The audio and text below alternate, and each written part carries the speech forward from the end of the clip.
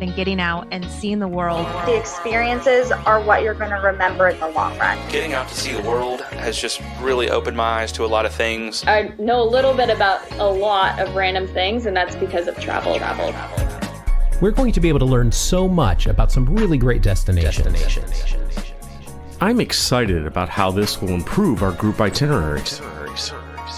I'm really looking forward to having great conversations about places. Welcome to Destination Dispatch. Hello, I'm Jim Delleman with Group Travel Odyssey. Thank you so much for joining us today for another episode of Destination Dispatch. We're really excited because we're going to be revisiting some place that we've already discussed, but it's for a very, very important reason. We've got a new great product, a new great itinerary that they're going to be discussing today. But before we get started, just a reminder, it's been a while, I know, but if you have not done so yet, if you're watching us on YouTube, make sure to hit that subscribe button down below. And also, if you ring the bell, you'll be notified anytime that we have new content on our YouTube channel. You can also follow us on LinkedIn at Group Travel Odyssey, and make sure to like our Facebook page as well. Keep track of all of our social media information that we have out there. On our YouTube channel, we not only have the archive of all of our Destination Dispatch episodes, but we have our coaching goes. We've got some fun videos of our team doing some really great and kind of fun stuff as well. So make sure to take advantage of that. Well, today, as I said, we're going to be revisiting Fredericksburg, Virginia. And there's a really good reason we're doing that, because we're going to be talking about a new product that they just launched a little over a week ago. So before we do any of that, let me bring on my co-host today. He is the host of Destinations Beyond Expectations podcast, Stevie G. Hey, Stevie. What's going on, Jim? It's been a while since we've done one of these, so I'm so happy to be back doing it.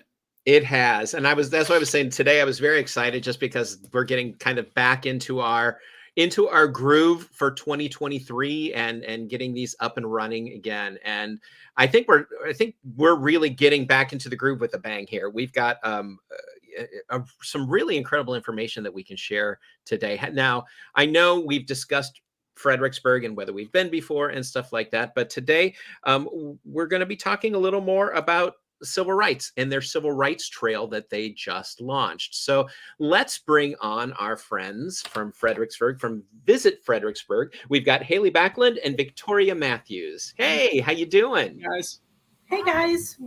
So welcome back. As I was saying, we're super excited to be going over this. We recently talked. We were at our American Bus Association marketplace, and Victoria came up and was talking to us about this civil rights trail that they were putting together and they were getting ready to launch. And so we thought this is really a great opportunity for us to get all of our operators to understand a little bit more about this trail and everything that it has to offer, and just to give them all the information as to how Fredericksburg has played such a vital role and has such an amazing deep history in civil rights, from the time of slavery all the way up to Black Lives Matter just a few years ago. So, we want to welcome you. We want to thank you for coming back. And we also have another guest with us. He's with the James Farmer Multicultural Center. Please, let's bring on Chris Williams. Hey, Chris, how you doing? Doing well. Thank you all for having me. Well, it's excited really to be here.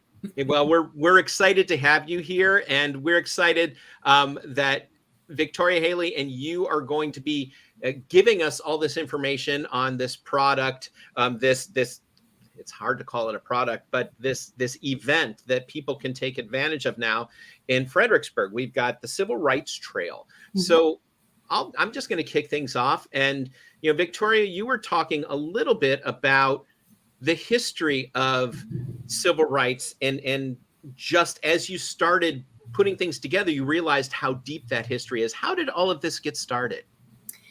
So I attended an industry trade show back in 2017, Travel South International, and found out at that show that there was, in fact, the U.S. Civil Rights Trail. And it got me thinking, I wonder what Fredericksburg's story is during the civil rights movement.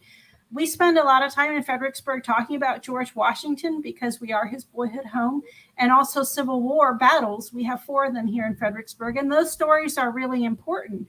But I was really curious to understand the story of the civil rights movement in Fredericksburg.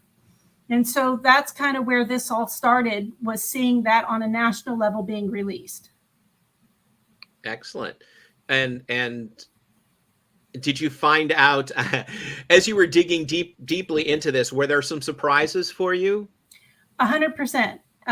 There were things I just had no idea that connections to Fredericksburg, including the Freedom Riders. Dr. James Farmer, who was one of the big 6 civil rights leaders, has ties to Fredericksburg. He was a professor at the Mary Washington College, now University. But also the stories just from the community members were amazing, just to hear what they went through. And when I say amazing, it's unbelievable what they were put through to desegregate schools and how life was like for them before desegregation.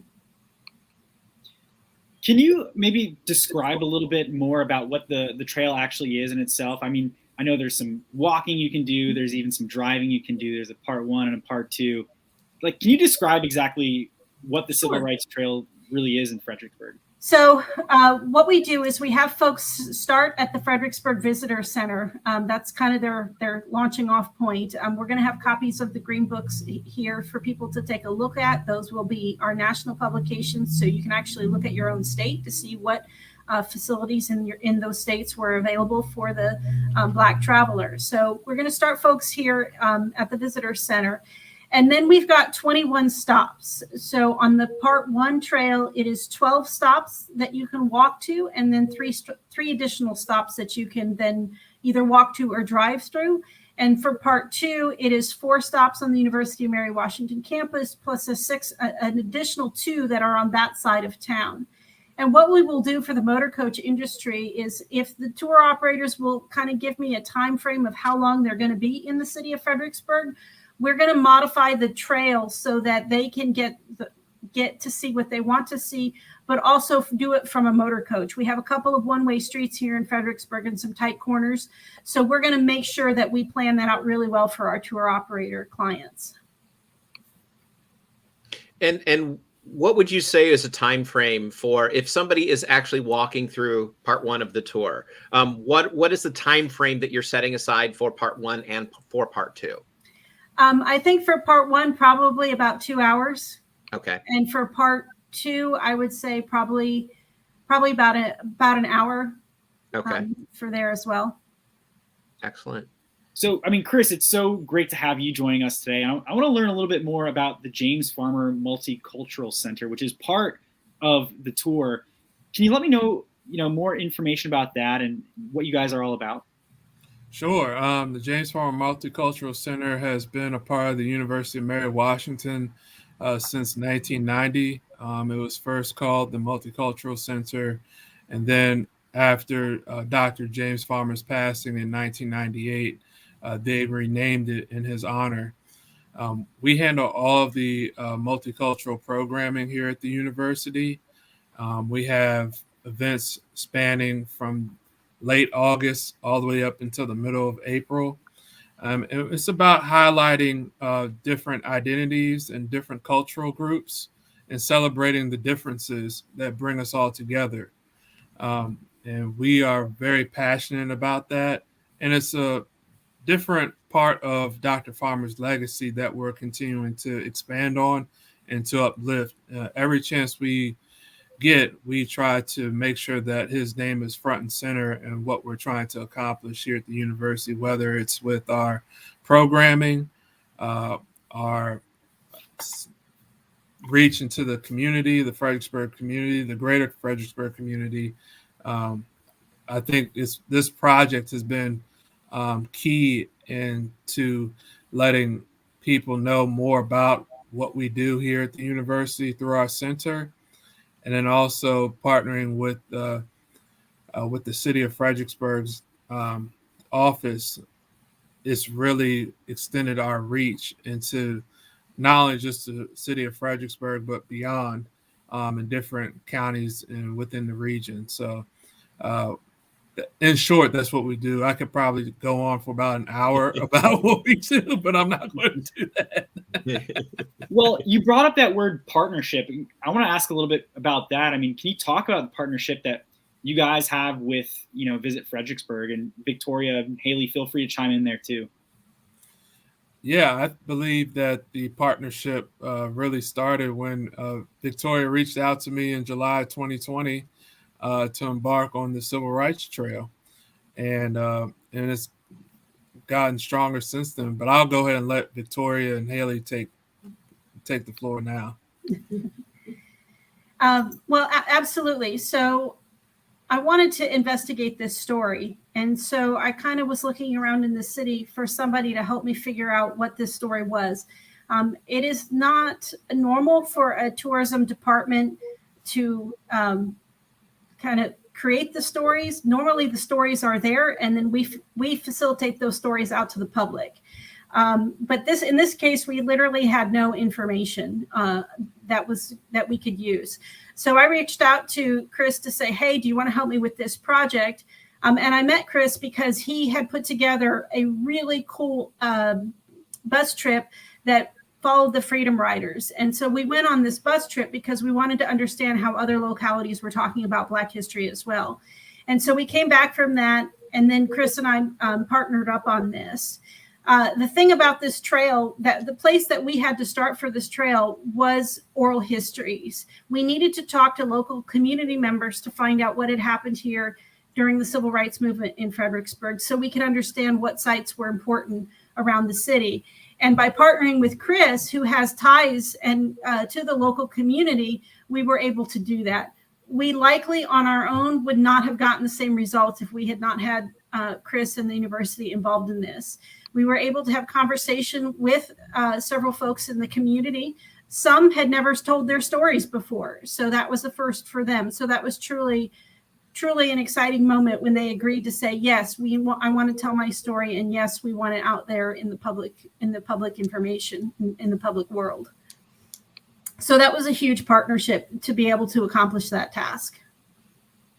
And that's amazing. Just, to have those oral histories is huge, because I think, over the past even just 5 to 10 years, we've learned so much more about our history and about Black history because of films and other things that have come into the forefront. And I know personally, when I learned some of this stuff, it kind of made me angry because they were things that I never learned in school. Mm-hmm. And, really important things about the space program and about other things that are integral parts of our history.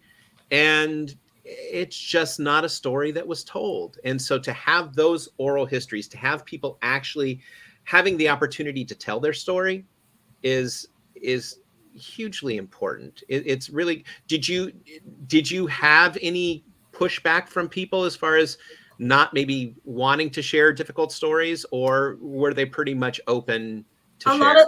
A lot of them were open. We did have some folks, when they understood exactly the project that we're working on, were not comfortable sharing their oral histories. Mm-hmm. And that's cool. That's totally fine, because one of the things that Chris and I talked about early on with this is we're going to do no harm to the Black community. If you do not want to tell your story, that is totally fine. That is up to you. We are not going to put pressure on you in any way, shape, or form to make you tell us your story. We want you to participate if the interest is there. And so we're hoping now, by having released kind of phase 1 of the Civil Rights Trail, that perhaps some other folks who may not have been so comfortable telling us their story might come forward and now share what they would like to tell us as well. So we're hopeful that will happen soon. And I love that it's called Freedom, a Work in Progress, because it does give people the opportunity then to continue sharing.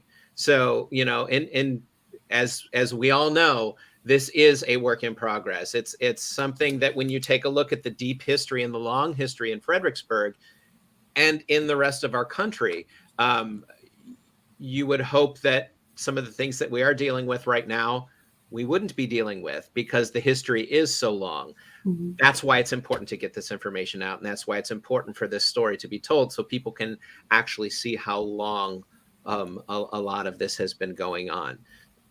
So what do you see? Okay, what do you see for continuing to build on the story of this? Do you feel that there is a finite amount of information? Do you feel it's something that will change as the years go on? How do you see this evolving? It will. I think as we collect more stories, I think as we also involve other localities, because we are the city of Fredericksburg, but next to us, we have our neighbors in Stafford, Spotsylvania, King George, and Caroline County, and they all have really incredible, important stories that need to be told. In fact, a couple of those localities have already reached out to us to partner with us to see about including some of their stories as well. So that's important to do that. The other thing with the oral histories is that these are going to be put in UMW archives. So 150 years from now, if somebody wants to hear an oral history, they will have access to it. So that keeps this a living, breathing thing that people can put their arms around.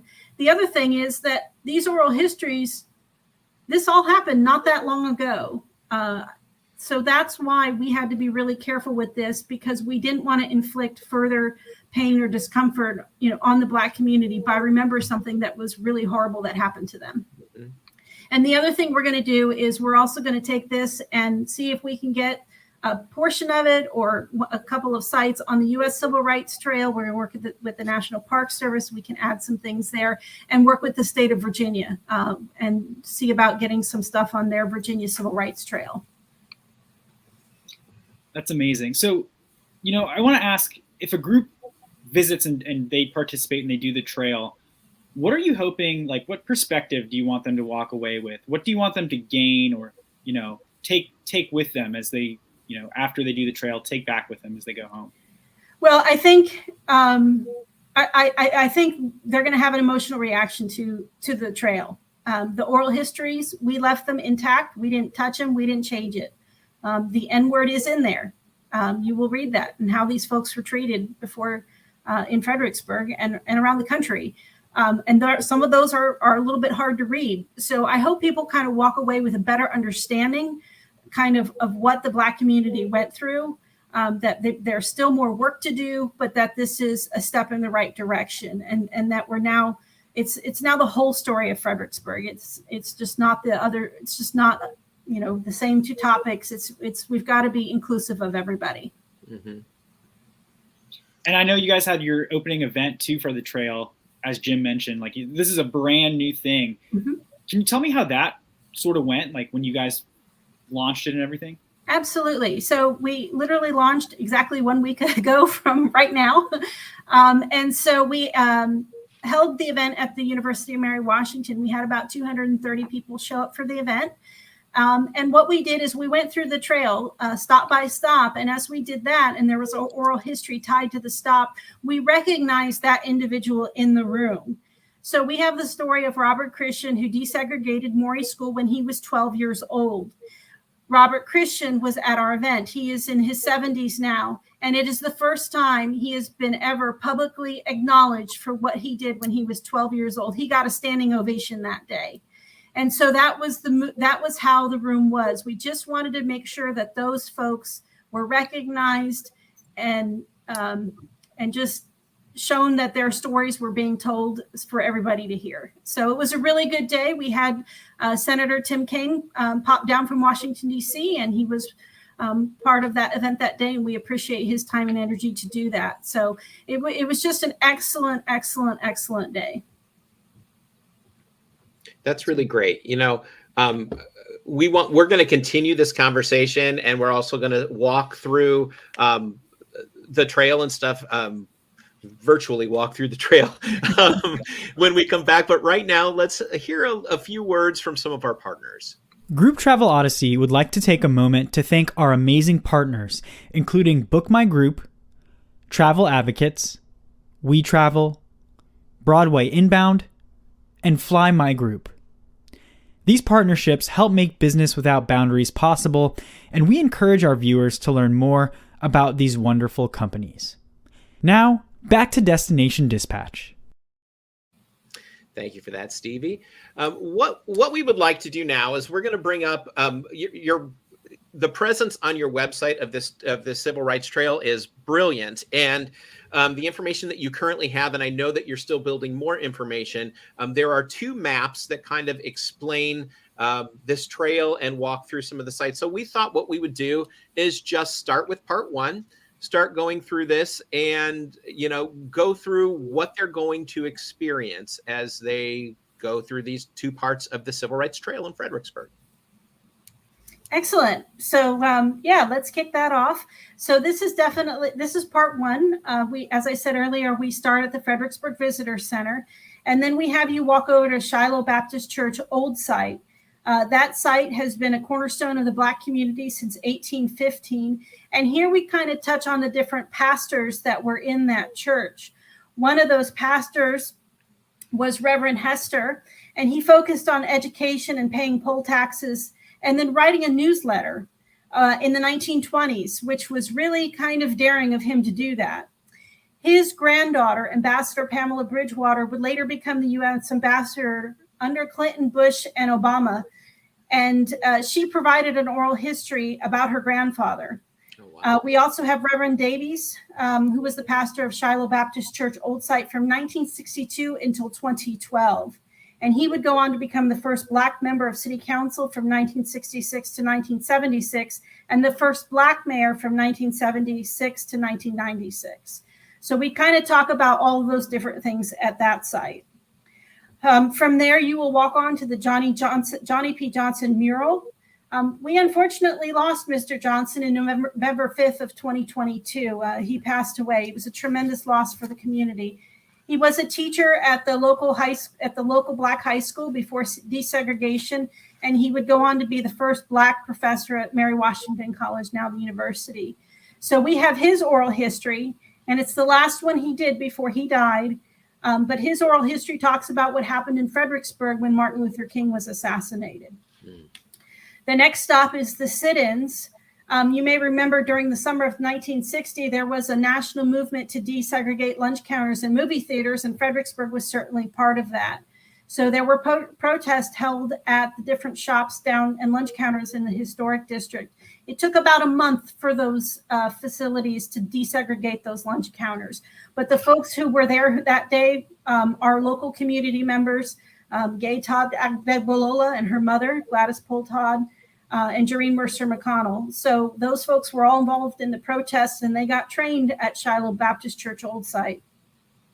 And so here we have an oral history that talks about a man who was 5 years old when he jumped on a lunch counter before they were desegregated. And you can imagine what the reaction was by the patrons who were sitting at the lunch counter.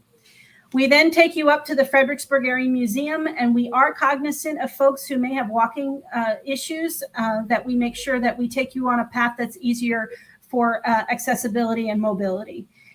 In the Fredericksburg Area Museum, they actually now house the slave auction block, which was moved off of the city street corner and placed into the museum. And that exhibit is A Monumental Weight, the Auction Block in Fredericksburg, Virginia. Wow. And so we're going to send folks to that museum so they can take a look at that artifact. We do take you to where the actual slave auction block site is. We know in 1854, 43 enslaved people were sold from that auction block for $26,000. There is some temporary exhibits that have been put up, but our Fredericksburg Area Museum is going to do better interpretation of that corner. We next walk you up to Liberty Town neighborhood. This is where we talk about Henry Dean, who was a Black entrepreneur. He was actually born into slavery, and he was a valet to the Grand Wizard and the Ku Klux Klan. And then after the Civil War, he would go on to build housing in this community for the Black community.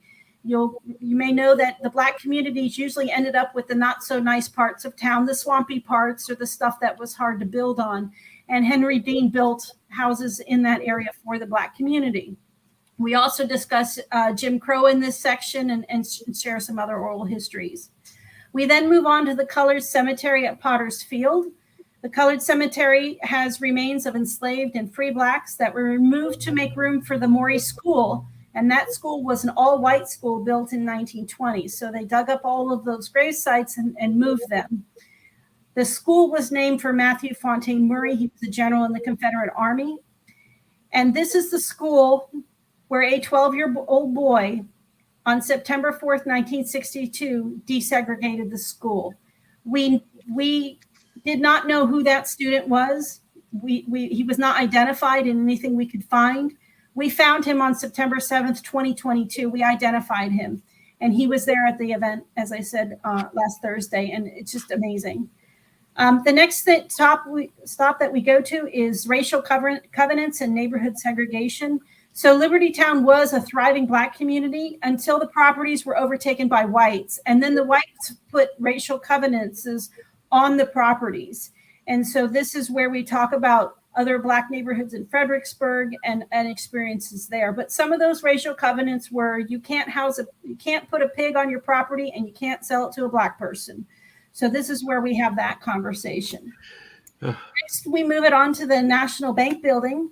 And that's a really interesting story. John Washington was enslaved in Fredericksburg before the Civil War. The building that he was enslaved in is the National Bank building up on the second floor. His room is still there. He escaped across the Rappahannock River after the Civil War, and 7 years later wrote about his memories. It is one of the few memories that we have of what enslaved life would have been like in Fredericksburg. So it's just incredibly important document. We then move on to the Fredericksburg Jail. This is the site where we know that Paul Key was a Black man who was accused of molesting a 6-year-old girl in the city of Fredericksburg in 1889. He was hung at this site, but he professed his innocence until the day he was hung. The story is one of several hundred that have the same circumstances around it, so it's likely that it's not true. There's a second case in Fredericksburg, which was an attempted lynching of Charles Blanford in 1904. The authorities were able to stop that, but we don't know what happened to Mr. Blanford. There are no more case history notes on that. But we dig into lynching, and we look at it from a national level at this site and talk about what that really looked like. The next stop is the former Greyhound Trailways bus station. This is where our current Fredericksburg Fire Department sits, but this used to be a bus station. And on May 4th, 1961, the original 13 Freedom Riders would stop in Fredericksburg to desegregate interstate public transportation. They would then go on to Anniston, Alabama, where they were met by the Ku Klux Klan and had their bus firebombed. So that's it. That's the start of that story. Dr. James Farmer orchestrated the Freedom Rides, and he would later become a professor over at the university. There is a Freedom Rides Museum in Montgomery, Alabama. If you guys have a chance to go visit that one, so I would recommend doing that. They've been really helpful and kind to us with everything that we've been doing here. The next stop is the Shiloh Baptist Church new site, which was also another cornerstone for the Black community, especially and with their efforts in the civil rights movement. They really focused on education, community service, and activism, and established one of the first Black schools. And here we talk about Urbane Bass, who was a World War I soldier. He was actually a practicing physician here in Fredericksburg, and he didn't even have hospital rights, but he went off to fight in World War I. He was killed in France during World War I. He was brought back to Fredericksburg. His body is at the Fredericksburg Spotsylvania National Military Park. It's where he's buried next to his wife. And also in this area by Shiloh Baptist Church new site, the Hotel McGuire and the Hotel Rappahannock were the two properties that were available at the time for colored travelers. They don't exist anymore, but we do have pictures on wayside panels over there so you can see what they look like. On our online version of the trail, we do have a 9-second video that we were able to purchase. We now own that video, and it's the Hotel McGuire sign on Route 1 in Fredericksburg. And you can see an old car driving behind it. Looks like it might be from the 1920s. So that's really interesting. We also talk in this area about Charles Dyson, who was Fredericksburg's first Black police officer. And he was only allowed to patrol the 500 and 600 block of Princess Anne. He owned businesses, and he created the first all-black baseball team, which is really important to Fredericksburg now, as we now are the home of the Frednats. Charles Dyson would be sent to Vietnam, and he would lose his life there. So he is actually buried at Arlington Cemetery.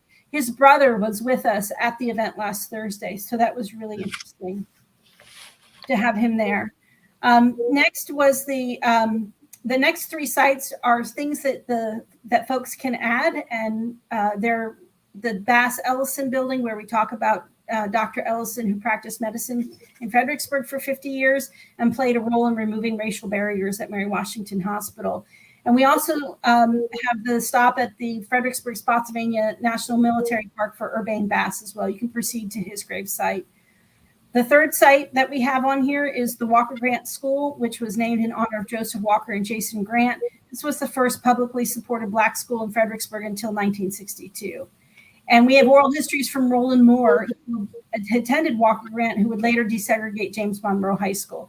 Roland Moore was at our event on last Thursday. Wow. So that's kind of the meat of part one, and that's just snippets of kind of what we talk about at each one of those sites. And so for part two, we continue over at the university.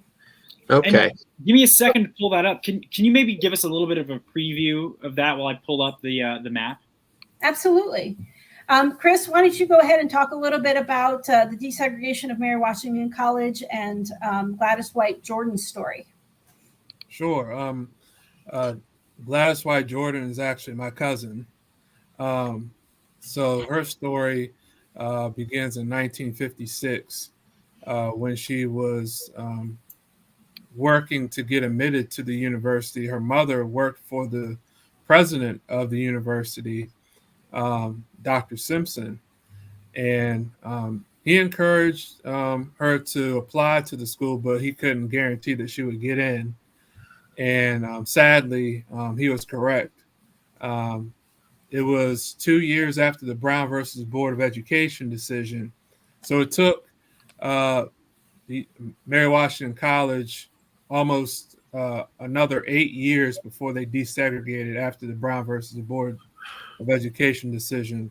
The first Black student that was admitted there was Kay Savage, and she was at our event last Thursday, which was a real treat for a lot of the folks in the room who had never met her before.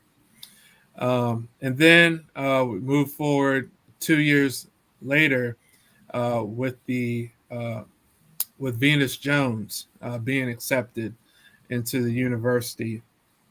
And then a couple of years after that, there were 4 other young Black women who were admitted to the university. So, during this time, the civil rights movement was in full swing, and the big 4 back then were Dr. James Farmer, Martin Luther King, Whitney Young, and Roy Wilkins. So in kind of a little bit of a humorous way, but not so humorous, but they referred to themselves as the Big 5 because they were the only 5 Black students on campus, those 5 women. Wow. So it was Venus Jones, Anita Whitehead, Orita Whitehead, Claudette Dottie Holmes, and Chris Hall, and now Chris Hall Worthams. So we had at the ceremony, we had a big photograph of all 5 of them on display, which was a really nice touch. But on the tour, the first building that you'll see is Combs Hall, and that would have been the building where a lot of the science classes took place back in the 1960s. So Venus Jones took classes in that building. So we wanted to place an emphasis on that particular building because of its historical resonance on our campus. And so that's the first stop. And then as you leave Combs, the next stop is Dr. James Farmer bust. It is the only statue on our campus. It's right across from James Farmer Hall, which was dedicated and renamed in his honor. during the summer of 2020. And the bus is a space where, many students and staff and faculty go to, just remember his presence. I'm not going to get on too much of a tangent, but I grew up 5 minutes from him, and he was my earliest male mentor in my life. So when we talk about this tour, it's very personal for me. And I'm really just touched that we were able to get this done in 2.5 years. And many thanks to Victoria for her partnership in making this happen. The third stop is where I work, the James Farmer Multicultural Center, which is, as I mentioned before, has been on our campus since 1990. And then the final stop is the Monroe Hall, which is the oldest academic building on campus. And that would have been the place where Claudia Thotty Holmes would have taken classes during her time here at the university. And we also mentioned the activism of the students at the University of Mary Washington during the time of the Civil Rights Movement, because we had many students who participated in the Civil Rights Movement here locally and in Mississippi. And then we also talk about the folks who played an instrumental role in getting the James Farmer Multicultural Center established. Forrest Parker, he was the first director of the James Farmer Multicultural Center. So we cover a lot of ground, as well as the James Farmer Scholars Program, which I was a part of as well. So that's a part of Dr. Farmer's legacy too, where we discuss in stop 3 of the James Farmer Multicultural Center.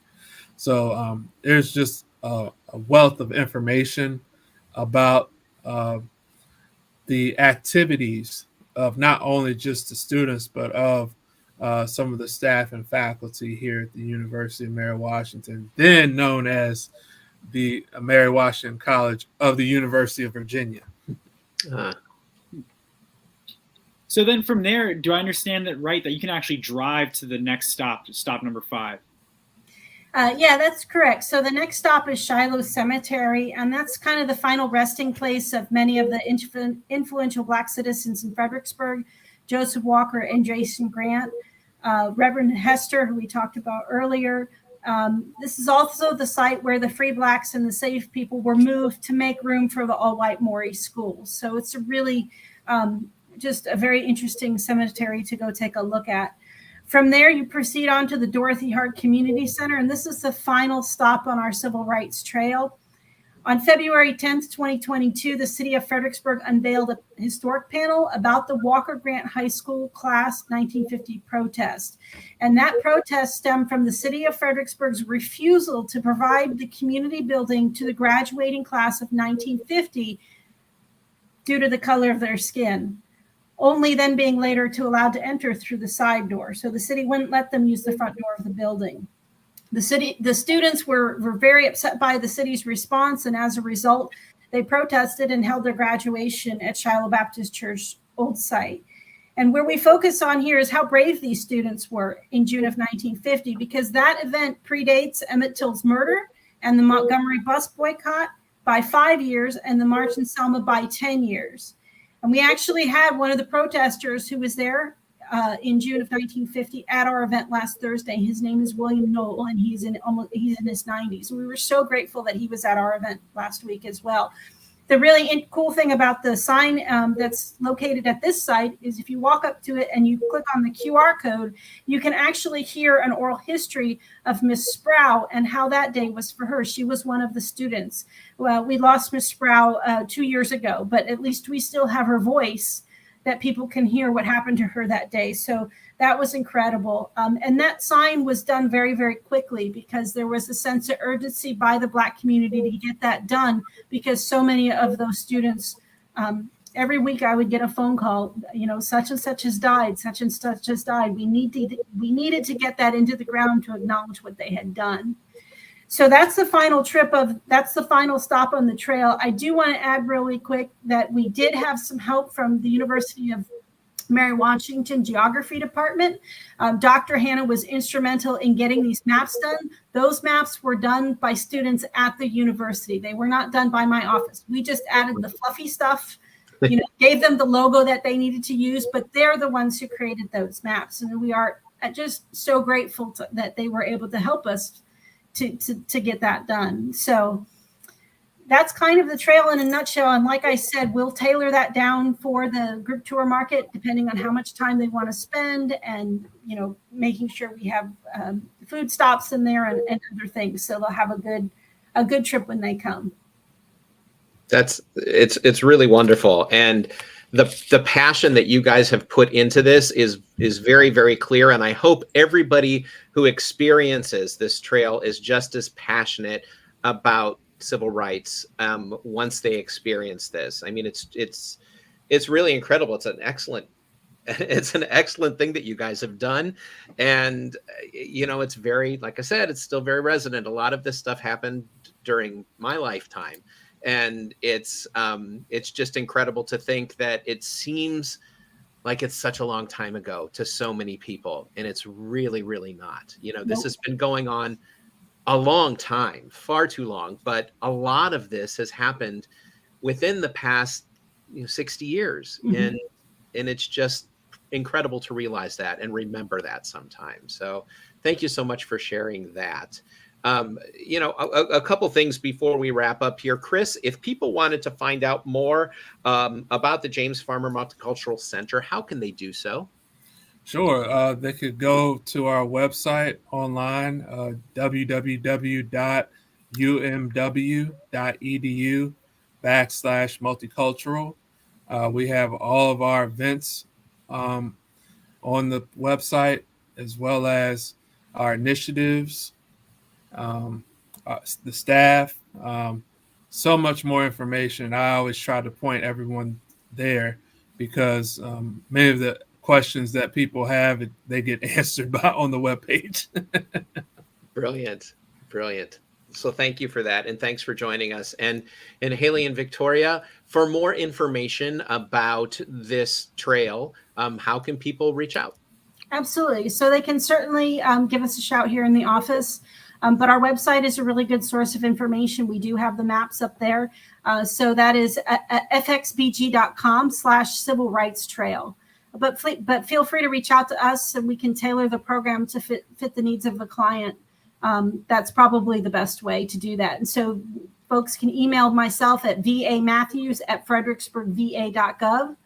Haley, go ahead and give them your email. Mine is at hpbacklund@fredericksburgva.gov. So just reach out to either one of us and we'll get it coordinated for you. That's fantastic. And thank you all for joining us today. And to all of the tour operators that are out there, do yourself a favor.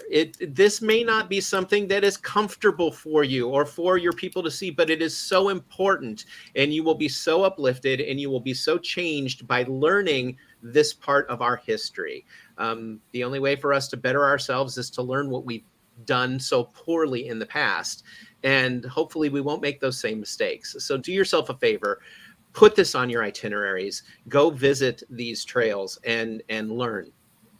So thank you, Chris. Thank you, Haley. Thank you, Victoria, for joining us. And, we can't thank you enough for sending this information. And hopefully we will be sending you a lot of people to experience this. Well, and thank you so much for doing this for us and so quickly after American Bus Association. We just appreciate you guys so very, very much. And Chris, thanks again for everything. Yes. Thank you, guys. Thanks. Thank y'all for having me. You're very welcome.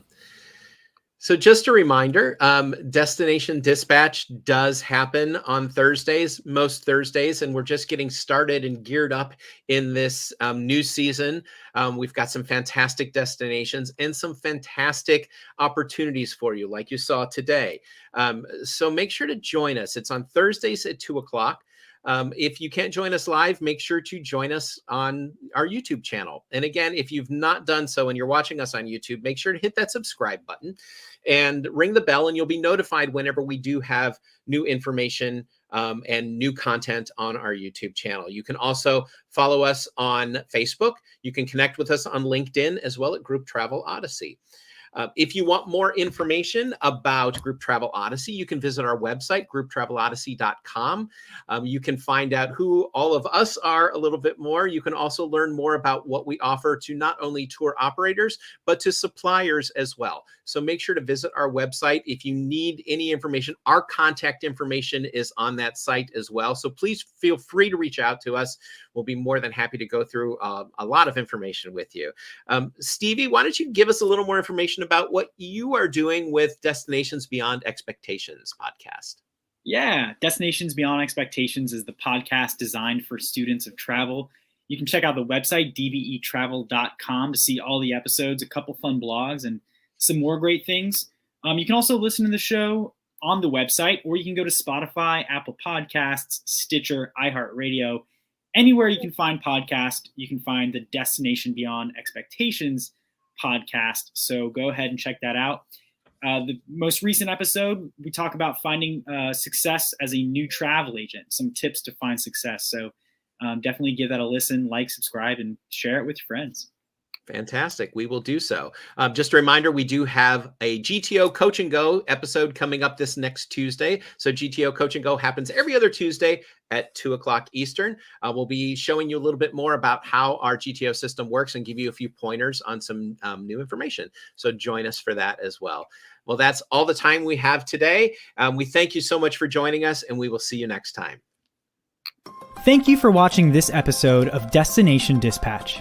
We invite you to stay connected with Group Travel Odyssey on Facebook, YouTube, and LinkedIn, and be sure to check out more of our media, including GTO Coach and Go and the Destinations Beyond Expectations podcast. Please visit our website, grouptravelodyssey.com, where you can learn more about GTO and request a demo.